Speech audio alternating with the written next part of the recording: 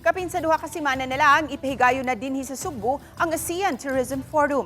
Apan hangtod karon, gikatahong wala makikigom ang National Organizing Committee sa mga angayang buhaton. Busa na balaka na ang mga local tourism officers. Alang sa dugang detalye, ang live update ni Luan Mayrondina. May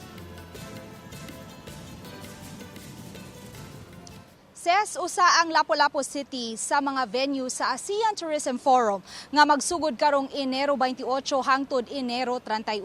Busa na balaka na ang tourism officer sa Lapu-Lapu City kay sa Enero 26 magsugod na pagpangabot ang mga delegado sa naasoing forum. Apan hangtod karon wala pa sila'y detalye sa dagan sa mga kalihukan nga ipahigayon sa dakbayan.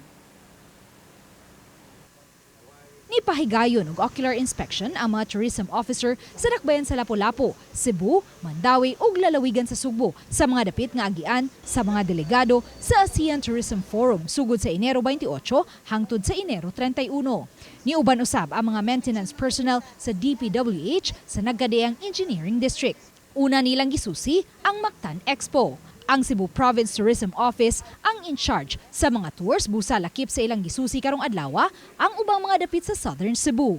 Kay para makita nato kung ayo ba ang mga roads, ang lights, ang kanang mga buildings nga makita nato maagian.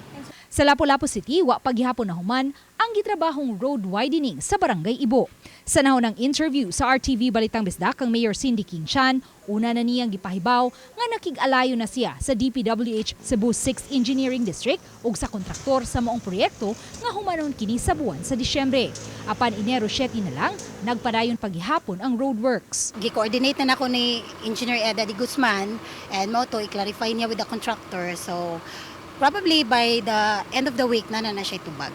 Gawa sa mga VVIP nga ibelit sa dakong hotel sa Cebu City, kasagaran sa mga delegado sa mga resort sa Lapu-Lapu City ipahimutang. Busa ang tourism officer sa Lapu-Lapu City nang hinaot nga unta ang mga taga-National Organizing Committee sa ASEAN Summit. Makigtigom kanila aron mahanay na ang mga angayang buhaton. Kasagaran man gud na aron is mga locals lang. Gibay sektor man gud. The National Organized Committee should sit down, work with it, tanaw na nila ang site, dili lang ang mga locals ang permiyang naa. Kay, I mean, who gonna spend this? Asa man ang part sa LGU? Asa midapita? Sa Liberty Shrine sa Mactan, ipahigayon ang welcome dinner sa Enero 28. Busa puliki sila karon sa pagpanglimpyo ug pagpahimutang sa mga dayan-dayan. Gawa sa mga driftwood sa world-renowned sculpture nga si James Duran Webb, wa pa masugdi pag-ayom-ayom ang billboard nga gikatahong abagahon sa National Organizing Committee ang gasto. Lakip na ang uban pang mga dekorasyon. Ang gasto sa welcome dinner gikatahong abagahon usab sa National Organizing Committee apan wa pay detalye sa flow sa programa, lakip na ang gidaghanon sa mga mutambong. This is not a kuanha ka ng pagpanaway. Ang ako is magtinabangay ba?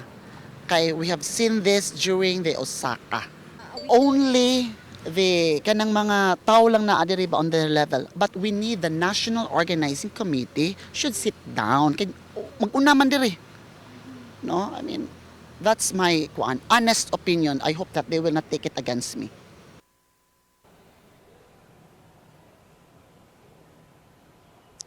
Sa pagkakutlo ning balita, wala pa nato makuha og habig ang National Organizing Committee sa ASEAN Summit. Sa pikas bahin ses, aniya kita karon sa University of San Jose, Recoletos. Di nagpadayon ni ining mga orasa ang press conference sa rank 6 sa 2025 bar exams nga si Joey Loyloy Umpad. Gawas kang Umpad, nakapasar usab ang 62 ka mga bar takers gikan sa USJR. Atong sayran ang kumpletong istorya sa iyahang paglampos ug mga adlaw sa Balitang Bisdak. Ses? Dagang salamat, Luan Mayrondina, ug congratulations sa tanang nakapasar.